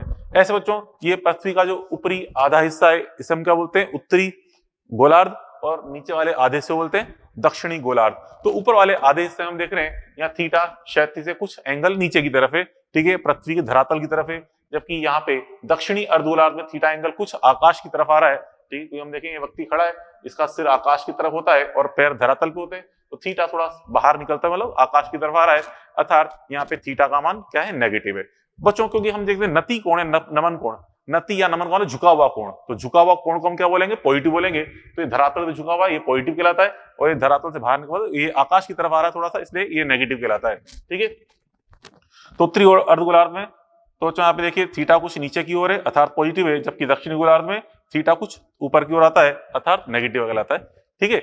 अब बच्चों देखो, अगर हमें किसी भी स्थान पर नति कोण या नमन कोण का मान प्राप्त करना है, कितना होगा, 30 डिग्री होगा, 70 डिग्री होगा, 50 डिग्री होगा, तो कैसे प्राप्त करते हैं। तो देखिए कैसे प्राप्त करते हैं बच्चों, हम चुंबकीय याम्योत्तर में, मतलब एक ऊर्ध्वाधर तल में, चुंबकीय याम्योत्तर में किसी सुई को कीलकित करते हैं, जो कि चुंबकीय मतलब जो कि ऊर्ध्वाधर तल में दोलन कर सकती है, इस प्रकार से ऊर्ध्वाधर तल में दोलन कर सकती है, ठीक है। और फिर हम देखते हैं जैसे उसको छोड़ते हैं कील को, उसको चुंबकीय सुई को छोड़ते हैं, तो चुंबकीय सुई बच्चों वो क्या बता रही होती है, क्षैतिज से जितना एंगल झुकी हुई होती है या क्षैतिज से थीटा एंगल ऊपर की ओर होती है, वो थीटा कहलाता है नति कोण या नमन कोण। कैसे बच्चों, ये देखो, ये उत्तरी अर्धगोलार्ध में मान लो मैंने ये लिया चुंबकीय याम्योत्तर, यहाँ पे अपन ने एक कील की किया चुंबकीय सुई को, तो छोड़ने पर ये सुई इस दिशा की ओर इंगित कर रही थी, मतलब क्षैतिज दिशा से थीटा एंगल पे चुंबकीय क्षेत्र किधर है, नीचे की ओर है, ठीक है, नीचे की ओर है। अब बच्चों ये चुंबकीय याम्योत्तर, यहाँ पे चुंबकीय याम्योत्तर में एक तरफ लगभग एस दिशा, एक तरफ क्या होगी, लगभग एन दिशा। लगभग क्यों बोल रहा हूँ, क्योंकि देखिए ये एक्चुअल में एन दिशा और एस दिशा किस पे होती है, भौगोलिक याम्योत्तर के एक किनारे पे, दूसरे किनारे पे। यहाँ से फाई एंगल हम जानते हैं, फाई का मान लगभग 14 डिग्री 15 डिग्री आसपास होता है। तो देखो जो एंगल दिक्पात कोण है ना, फाई का मान होगा समय के साथ बदलता है, जो लगभग बदलता है, लगभग बच्चों ये समझ सकते हो 13 डिग्री से लगभग 23 डिग्री के बीच में लगभग इसका मान बदलता रहता है, 13 डिग्री से 23 डिग्री के बीच में इसका मान लगभग बदलता रहता है, ठीक है। तो अब बच्चों यहाँ पे हम देखें जैसे कि हर बुक में अलग लिखा है, किसी में 17 डिग्री लिखा हुआ, फिक्स मान भी लिखा हुआ मिल जाएगा 17 डिग्री, ऐसा कोई फिक्स नहीं है। चलो औसत ले लिया अपने, लगभग 13-23 के लगभग औसत का मान निकाल लिया कि चलो लगभग 17 डिग्री के आसपास आ रहा है, बट एक्चुअल में ये दिक्पात कोण समय के साथ परिवर्तनशील होता है। चलो मानना चाहो तो आप भी एवरेज 17 के आस मान लो, 15 मान लो, कोई दिक्कत नहीं है। तो क्या मतलब बच्चों कि एंगल का जो फाई का मान है ज्यादा बड़ा नहीं होता, छोटा ही होता है। तो इधर एन दिशा है तो इसके इस तरफ भी अपन लगभग एन दिशा बोल सकते हैं, और इस तरफ लगभग एस दिशा अपन बोल सकते हैं। वही लिखा है मैंने, लगभग एन दिशा लगभग एस दिशा चुंबकीय याम्योत्तर की, ठीक है। अब बच्चों देखो यहाँ पे इस बी के मैं दो घटक करूं, एक तो क्षैतिज दिशा में घटक करेंगे तो क्या आएगा, बी एच हॉरिजॉन्टल कंपोनेंट, जो कि आएगा बी कोस्टा, और वर्टिकल कंपोनेंट करें तो बी वी इक्वल टू क्या आएगा, बी साइन थीटा। तो यहाँ पे आप देखिए इधर, यहाँ देखो बच्चों here B V equal to कितना बच्चों, B V equal to B sine theta, इसको मैंने इक्वेशन नंबर 1 बोल दी, and B H equal to अपन देख रहे हैं कितना है बच्चों, बी कॉस थीटा, इसको मैंने इक्वेशन नंबर 2 बोल दिया, ठीक है। अब यहाँ पे अगर मैं दोनों को डिवाइड करूं, इक्वेशन 1/2 करूं, तो जो इक्वेशन 1/2 करोगे तो 1/2 करने पे आप देखिए क्या आ जाएगा, B V upon B H equal to कितना बनेगा बताइए, बी से बी कट जाएगा, साइन बटा कॉस क्या होता है, टेन थीटा। इसलिए बच्चों यहाँ से हम थीटा निकालें, मतलब नति कोण का मान निकालें, तो क्या आएगा tan inverse B V upon B H, tan inverse B V upon B H, आ जाएगा मान इसका नति कोण या नमन कोण का मान, ठीक है। ऐसे बच्चों अगर दोनों समीकरणों को वर्क करके जोड़ते, मतलब स्क्वायर 1 स्क्वायर प्लस 2 स्क्वायर करके जोड़ूं मैं, तो क्या आएगा देखिए, यहाँ पे ये हो जाएगा B square V plus B square H बराबर, अब यहाँ पे इसमें से बी स्क्वायर तो कॉमन ले लेंगे, और कोष्टक में क्या बचेगा, sine square theta plus cos square theta, जो कि अपन जानते हैं बचपन से ही 1 होता है, sine square plus cos square का मान 1 रख दिया मैंने, यहाँ से इसका वर्गमूल कर दो, तो इसलिए बी बराबर क्या आ गया, root of B V square plus B H square, ये अपने निकाल लिया मान, ठीक है। तो इस तरह अपन ये समझ सकते हैं पृथ्वी के, मतलब आपको क्षैतिज घटक और ऊर्ध्वाधर घटक के मान दे रखे हो चुंबकीय क्षेत्र के, तो इस प्रकार से हम परिणामी चुंबकीय क्षेत्र निकाल सकते हैं, और इससे क्या निकाल सकते हैं हम, नति कोण या नमन कोण निकाल सकते हैं। चलो एक एग्जांपल अपन देखें इस पे, एग्जांपल अगर आप देखिए कि पृथ्वी पर किसी जगह पृथ्वी के चुंबकीय क्षेत्र का क्षैतिज घटक का मान BH बराबर 1.7 × 10⁻⁴ टेस्ला है। तो 1.7 का मतलब लगभग मान सकते हैं √3, क्योंकि हम जानते हैं √3 का मान क्या होता है 1.732 होता है। तो ये एक्चुअल मान कितना दिया है √3 इंटू 10⁻⁴ टेस्ला दिया हुआ है। अब कह रहा है कि यदि नति कोण का मान यहाँ पे 30 डिग्री है तो BV तथा B का मान बताना है क्या होगा। तो देखिए यहाँ पे मतलब BH का मान दे रखा है, थीटा दे रखा है, तो लगाए सूत्र BH बराबर B cos थीटा, BH बराबर B cos थीटा का उपयोग कर रहा हूं। तो BH का मान अपन देख रहे हैं 1.7 इंटू 10⁻⁴ दिया हुआ है, ठीक है। और बच्चों थीटा यहाँ पे हमको कितना बताया गया 30 डिग्री। अब हम जानते हैं cos 30 का मान क्या होता है बच्चों, cos 30 का मान होता है √3/2, रख दिया। और बच्चों √3 से √3 कट जाएगा तो B का मान कितना हो गया, ये हो गया B बराबर 2 गुणा 10 की घात -4 टेस्ला, ठीक है। तो B का मान 2 गुणा 10 की घात -4 टेस्ला, यह आ गया रिजल्ट, ठीक है। अब बच्चों यहाँ पे उसके बाद हमें क्या निकालना है BV का मान, तो हम ये लगाते हैं समीकरण 1, BV बराबर क्या बच्चों B sin थीटा है। तो यहाँ पे B का मान रख दो 2 गुणा 10 की घात -4, ये रख दिया। और चलो फिर आगे sin 30 का मान क्या होता है 1/2 होता है, sin 30 का मान 1/2 रख दिया, ठीक है। थीटा 30 सही 2 से 2 कट जाएगा तो कितना आ गया 10 की घात -4 टेस्ला, ये आ गया BV का मान, ठीक है। तो इस प्रकार से अपन ये ज्ञात कर सकते हैं, ठीक है। तो चलो यहाँ पे अपन ने ये पृथ्वी के चुंबकीय क्षेत्र के बारे में कुछ बेसिक चीजें अपन ने देखी, बात पहले पढ़ी। और देखो नेक्स्ट पॉइंट अपन समझे यहाँ पे, अगर आपको किसी भी स्थान पे वास्तविक नति कोण प्राप्त करना है कि नति कोण का मान कितना है, थीटा का मान कितना है, तो हम बच्चों चुंबकीय सुई को हमें हमेशा चुंबकीय याम्योत्तर में ही कीलकित करना पड़ता है। जैसे अभी थोड़ी देर पहले समझाया था आपको मैंने कि हमने चुंबकीय सुई को चुंबकीय याम्योत्तर में कीलकित किया था, ठीक है। तो उसके क्षैतिज घटक किए थे BH और BV। तो वहां बच्चों जो थीटा था वो वास्तविक नति कोण था। लेकिन बच्चों गलती से अगर अपन ने मान लो किसी चुंबकीय सुई को किसी अन्य ऊर्ध्वाधर तल में कीलकित कर दिया, तो फिर उस केस में उस तल में हमें जो नति कोण मिलेगा थीटा डैश, वो गलत नति कोण प्राप्त होगा, जिसे हम आभासी नति कोण थीटा डैश कह सकते हैं। जैसे बच्चों यहाँ पे देखिए ये कोई अन्य तल है, ठीक है, चुंबकीय याम्योत्तर है, इसमें आप लटकाओगे कि कीलकित करोगे तो वास्तविक नति कोण थीटा डैश थीटा प्राप्त होगा, वास्तविक नति कोण। लेकिन ये कोई अन्य तल है जो कि यहाँ से अल्फा एंगल पर है, अल्फा एंगल पे अन्य ऊर्ध्वाधर तल है, इसमें अगर आप कीलकित करोगे तो नति कोण का गलत मान मतलब आभासी मान प्राप्त होगा थीटा डैश। अब थीटा डैश थीटा और इस अल्फा में संबंध क्या है, ये होता है सूत्र tan थीटा डैश बराबर tan theta upon cos alpha, ये होता है, ये लिखा ना अपन ने। किसी स्थान पर नति कोण थीटा के सही मापन हेतु चुंबकीय सुई को चुंबकीय याम्योत्तर में कीलकित करना होता है, इसमें कीलकित करते हैं। परंतु यदि से अन्य ऊर्ध्वाधर तल जो कि चुंबकीय याम्योत्तर से अल्फा कोण पर है, मतलब इस ऊर्ध्वाधर तल में कीलकित करें तो गलत नति कोण थीटा डैश प्राप्त होगा। तो संबंध है यहाँ पे। अब बच्चों देखो यदि अन्य तल भौगोलिक याम्योत्तर हो, तो मतलब ये जो अन्य तल है अगर मान लो भौगोलिक याम्योत्तर है अन्य तल, तो हम क्या करेंगे अल्फा मान कितना रख देंगे फाई, जो कि थोड़ी देर पहले अपन डायग्राम बनाया था कि जो भौगोलिक याम्योत्तर और चुंबकीय याम्योत्तर में एंगल कितना होता है फाई होता है। तो अन्य तल अगर आपको भौगोलिक याम्योत्तर दिया गया है तो कोई दिक्कत नहीं है, अल्फा का मान फाई रख दो, ठीक है। तो सूत्र बन जाएगा tan थीटा डैश बराबर tan थीटा अपॉन cos फाई, क्या दिक्कत है। और अब यदि अन्य तल ईस्ट वेस्ट के समांतर हो तो अल्फा बराबर 90 डिग्री रखें, क्यों, क्योंकि हम जानते हैं चुंबकीय याम्योत्तर के एक किनारे पर लगभग नॉर्थ दिशा होती है, एक किनारे पर लगभग साउथ दिशा होती है, ठीक है। और बच्चों यहाँ पे अगर ये अन्य तल ईस्ट वेस्ट के अलोंग है तो हम जानते हैं नॉर्थ साउथ का ईस्ट वेस्ट के साथ एंगल कितना होता है बच्चों 90 डिग्री, ठीक है। तो यहाँ पे हमें फिर अल्फा का मान कितना रखना पड़ेगा 90 डिग्री, ठीक है, ये रखेंगे। तो बच्चों अल्फा मान 90 डिग्री रखें तो देखिए ये जो रिलेशन है यहाँ पे अगर मैं अल्फा मान 90 डिग्री रखूं तो आप जानते हो cos 90 डिग्री का मान क्या होता है, cos 90 का मान 0 होता है, ठीक है। तो tan थीटा बटा 0 का भाग लगा देंगे तो मान कितना बन जाएगा अनंत। यहां से हम देख रहे हो बच्चों तो tan थीटा डैश बराबर कितना जाएगा अनंत आ जाएगा। और थीटा डैश का मान कितना मिलेगा बच्चों, थीटा डैश का मान प्राप्त होगा 90 डिग्री, ठीक है। tan थीटा डैश का मान अनंत आ रहा है, तुम जान थीटा डैश कितना 90 डिग्री, मतलब चुंबकीय सुई को अगर आप अन्य तल जो कि ईस्ट वेस्ट के समांतर है उसमें कीलकित करोगे तो थीटा डैश का मान 90 डिग्री आएगा, मतलब चुंबकीय सुई बिल्कुल ऊर्ध्वाधर हो जाएगी, ठीक है, वर्टिकल रूप में आ जाएगी, क्योंकि थीटा डैश कितना मिल रहा है 90 डिग्री, ठीक है, सुई बिल्कुल लंबवत हो जाएगी, मतलब ऊर्ध्वाधर दिशा में इंगित करेगी। अब चलो देखो यहाँ पे थर्ड पॉइंट अपन देखें, अब यहाँ पे चुंबकीय सुई को अपन दो अलग अलग अन्य ऊर्ध्वाधर तलों में कीलकित कर रहे हैं, एक इस तल में और एक यहाँ से 90 डिग्री पर इस तल में, मतलब दो तल हैं चुंबकीय याम्योत्तर के, एक लेफ्ट साइड में और एक राइट साइड में, ठीक है, दो तल है, एक राइट साइड में और एक लेफ्ट साइड में दो तल है, और दोनों अन्य तल परस्पर लंबवत है, मतलब 90 डिग्री पर है, उनके बीच में चुंबकीय याम्योत्तर है। तो एक एक तल अगर अल्फा एंगल पर है तो इधर वाला तल कितने पे होगा, 90 डिग्री माइनस अल्फा पे होगा अन्य तल। तो बच्चों यदि चित्रानुसार दो परस्पर लंबवत ऊर्ध्व तलों में आभासी नति कोण θ1 व θ2 हैं, मतलब इसमें लटकाने चुंबकीय सूत्र किलित कर रहे हैं तो θ1 मिल रहा है, इस वाले तल में किलित कर रहे हैं तो θ2 मिल रहा है, तो इस चुंबकीय आमंत्रण में किलित करने पर वास्तविक नति कोण कितना प्राप्त होगा, थीटा।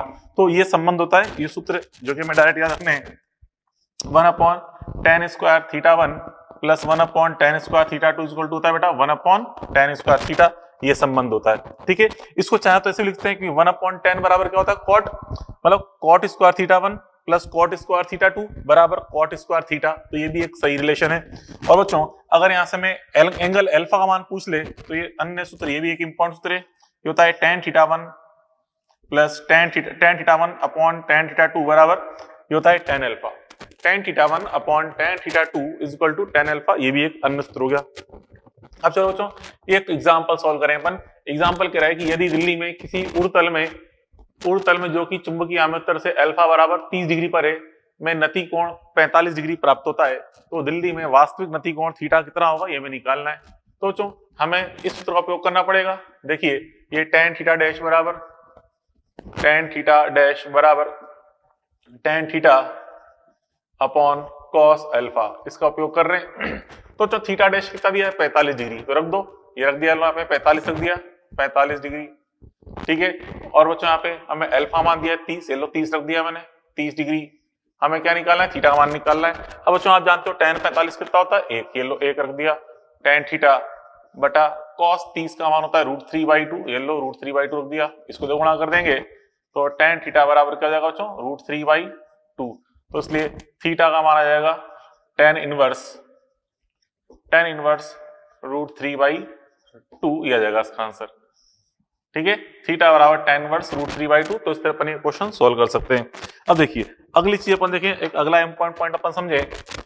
यदि बच्चों पृथ्वी को एक छोटा छड़ चुंबक मान लो पृथ्वी एक छोटे छड़ चुंबक की तरह व्यवहार कर रही है, ठीक है, जो कि उसके केंद्र पे रखा हुआ है, छोटा छड़ चुंबक इस तरह व्यवहार कर रही है, और उसका जो चुंबकीय आघूर्ण है बिल्कुल ये ऊर्ध्वाधर दिशा में, मतलब जो अपने ज्योग्राफिकल एक्सिस है कि नाम भौगोलिक अक्ष, उसकी दिशा में ही है। वैसे तो अपन जानते हैं बच्चों भौगोलिक अक्ष और चुंबकीय अक्ष अलग अलग होती हैं, उनके बीच में एंगल कितना होता है, फाई, जिसे हम बोलते हैं दिक्पात कोण।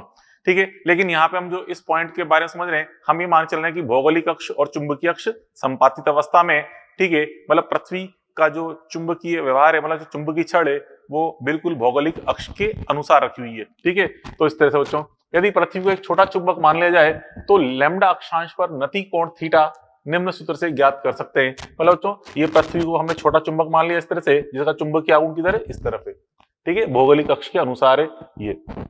दोस्तों ये रेखा जिसे हम बोलते हैं चुंबकीय निरक्ष बोलते हैं, या उसे हम बोलते हैं इक्वेटर, मतलब चुंबकीय निरक्ष, या कहते हैं इसको भूमध्य रेखा भी कह सकते हैं, भूमध्य रेखा। और ये पोल है, मतलब ध्रुव है, यहाँ पे ये चुंबकीय अक्ष हो गई, यहाँ पे पोल है। ठीक है, अब बच्चों देखो लैम्डा अक्षांश का मतलब यहाँ से इस भूमध्य रेखा से यहाँ से थीटा लैम्डा एंगल पे यहाँ पे कोई बिंदु है, इस बिंदु पे अगर हम देखें चुंबकीय क्षेत्र मान लो इस दिशा में आ रहा है, तो इस चुंबकीय सुई किलकित करी तो इस दिशा में इंगित कर रही है, मतलब यहाँ पे नति कोण कितना है, थीटा। तो ये नति कोण थीटा और इस लैम्डा में जो रिलेशन है ये होता है सूत्र tan थीटा बराबर ट्वाइस ऑफ tan लैम्डा, जो कि हमें डायरेक्ट याद रखना है, tan थीटा बराबर ट्वाइस ऑफ tan लैम्डा। ठीक है, और यहाँ पे अगर चुंबकीय क्षेत्र देखें, इस जगह चुंबकीय क्षेत्र का मान तो ये होता है सूत्र B बराबर km/r³ √1 + 3 sin² लैम्डा। यहाँ बच्चों m तो बता रहा है पृथ्वी का चुंबकीय आघूर्ण, ये m का मान, और r क्या बच्चों पृथ्वी की त्रिज्या है, मतलब यहाँ से केंद्र से यहाँ तक की दूरी पृथ्वी की त्रिज्या r है। अब बच्चों यहाँ पे देखिए अगर ये बिंदु यहाँ पे होता इक्वेटर पे, मतलब भूमध्य रेखा पे होता, तो लैम्डा कितना रखेंगे, 0 डिग्री, और अगर ये बिंदु, ये वाला बिंदु यहाँ पर पोल पर है तो लैम्डा कितना बन जाएगा, 90 डिग्री। तो यहाँ से हम कह सकते हैं कि बच्चों देखो फर्स्ट पॉइंट अगर अपन देख लें, यहाँ पे एट इक्वेटर, ठीक है, भूमध्य रेखा पॉइंट है, तो हम क्या करेंगे, put lambda is equal to कितना रखें बच्चों, इक्वेटर के लिए 0 डिग्री, लैम्डा का मान 0 डिग्री रख देंगे, तो 0 रखने पर इस इक्वेटर पे मान कितना आएगा, बी इज इक्वल टू, यहाँ देखिए लैम्डा इज इक्वल टू 0 रखें तो साइन 0 का मान 0 होता है, तो ये राशि 0 हो जाएगी, रूट के अंदर केवल 1 बचेगा, और 1 का रूट 1 ही होता है, तो क्या जाएगा km/r³। ठीक है, ऐसे बच्चों ध्रुवों के अपन बात करें पोल्स पर, एट पोल, ठीक है, पोल्स पर अपन क्या करेंगे, put lambda is equal to 90 degree, lambda का मान 90 डिग्री रखेंगे, तो चलो लैम्डा का मान 90 डिग्री रखें, तो 90 डिग्री रखने पे क्या आएगा मान, देखिए यहाँ पे हम जानते हैं साइन 90 का मान 1 होता है, तो ये राशि क्या है 3 इंटू 1 3 बन जाएगी, 3 प्लस 1 कितना हो जाएगा 4 हो जाएगा, 4 का वर्गमूल कितना हो गया 2।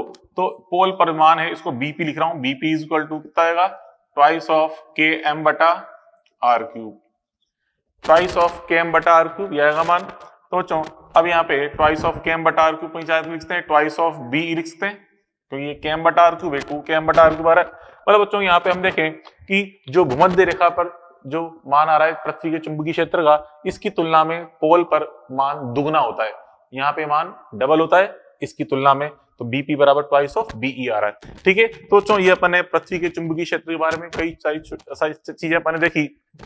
अब बच्चों देखिए आज के लिए इतना वो थे, कल अपन पढ़ेंगे यहाँ पे, एक तो पढ़ेंगे वाइब्रेशन मैग्नेटोमीटर, मतलब कंपन चुंबकदर्शी बारे में पढ़ लेंगे, कंपन चुंबक मापी, और एक पढ़ेंगे स्पर्श धारा मापी, इनके बारे में अपन कल पढ़ेंगे। ठीक है, तो चलो खैर कल मिलते हैं, ओके गुड बाय।